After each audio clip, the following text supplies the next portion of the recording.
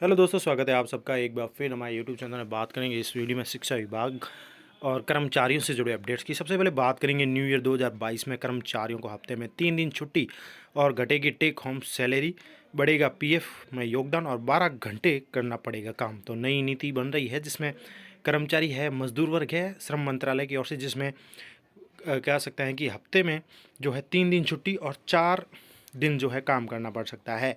यानी कि दिन में जो काम करने के घंटे हैं 8 की जगह बढ़ाकर 12 घंटे किया जा सकता है। तो पूरी खबर इस प्रकार से है कर्मचारी और श्रमिक के लिए कि नए कानून के तहत 2022 में नए श्रम कानून लागू हो सकते हैं। इससे कर्मचारियों की सैलरी से लेकर छुट्टियां और काम के घंटे भी बदल जाएंगे। इसके मुताबिक हफ्ते में 4 दिन तो काम करना होगा और 3 दिन छुट्टी हो सकती है। इसमें काम के घंटे 8 की बजाय 12 हो सकते हैं। हालांकि श्रम मंत्रालय ने यह भी स्पष्ट कर दिया है कि हफ्ते में 48 घंटे कामकाज का नियम ही लागू रहेगा।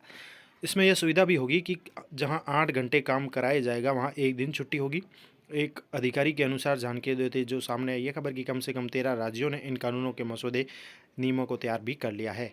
श्रम संहिता में कई ऐसे प्रावधान हैं जिसमें ऑफिस में काम करने वाले वेतनभोगी कर्मचारियों से लेकर फैक्ट्री में काम करने वाले मजदूरों तक पर असर पड़ेगा। मजदूरी, सामाजिक सुरक्षा, औद्योगिक संबंध और व्यवसाय को लेकर जो बातें हैं, उन नियमों की स्थिति और सुरक्षा, स्वास्थ्य, काम करने की स्थिति, ये सभी श्रम संहिता के अगले वित्त वर्ष तक लागू किए जाने की संभावना है। केंद्र ने संहिता के तहत नियमों को अंतिम रूप से दे दिया है। अब राज्यों को भी अपनी ओर से नियम बनाने हैं, क्योंकि श्रम जो है समवर्ती सूची का विषय है। अधिकारी ने ये भी जानकारी देते हुए कहा है कि 4 श्रम संहिताओं का अगले वित्त वर्ष तक लागू होने की संभावना है। उन्होंने कहा कि बड़ी संख्या में राज्यों ने मसौदे नियम को अंतिम रूप दे दिया है। केंद्र ने फरवरी 2021 में ही इन नियमों के मसौदे अंतिम रूप देने की प्रक्रिया पूरी कर ली थी, लेकिन श्रम एक समवर्ती सूची का विषय है, इसलिए केंद्र चाहता है कि राज्य भी एक साथ इसे लागू करें।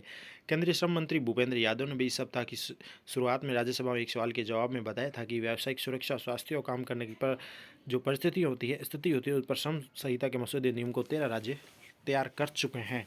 तो इस प्रकार के नए नियम भी आ सकते हैं नए साल में, जिसमें काम करने के तरीके में बदलाव हो सकता है। यानी 12 घंटे काम करना पड़ सकता है और साथ ही 3 दिन की छुट्टी और 4 दिन काम करना पड़ सकता है। बात करें तो शिक्षा विभाग की, तो विद्यार्थियों के आधार और जन आधार कार्ड ऑनलाइन करने होंगे। सरकारी विद्यालय के विद्यार्थियों के लिए आधार कार्ड, जन आधार, संपर्क सूत्र सालाना पर ऑनलाइन करने हैं। माध्यमिक शिक्षा निदेशक ने सभी संस्था प्रधान व स्कूल में अध्ययनरत छात्र छात्राओं के आधार को जन आधार से संपर्क सूत्री सालाना पोर्टल अपडेट करने संबंधित जो है मॉड्यूल विद्यार्थी प्रमाणीकरण यानी विद्यार्थी ऑथेंटिफिकेशन मॉड्यूल 15 जनवरी तक प्रविष्टि करनी है, निर्देश दे दिए हैं। जिन विद्यार्थियों के आधार, जन आधार कार्ड बने हुए नहीं है, इनके अभिभावकों से संपर्क करके इन्हें बनवाने के लिए भी कहा जाएगा।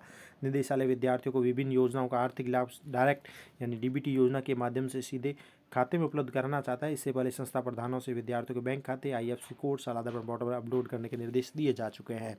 बात करें तो मिड डे मील स्कीम को लेकर अब एक बैंक में होंगे स्कूलों के मिड डे मील के खाते, और शिक्षा विभाग की ओर से मिड डे मील योजना के पैसे जो एक साथ समय से पहुंचाने की कवायद को लेकर एक बैंक यानी आईसीआईसी बैंक को निर्देशित किया गया है। सभी सरकारी स्कूल के बैंकों को अब जो है आईसीआईसी बैंक में जो जीरो बैलेंस अकाउंट खोलने के लिए कहा जा रहा है मिड डे मील योजना को लेकर, क्योंकि पहले अलग अलग बैंकों में खाते खुलवाए गए हैं।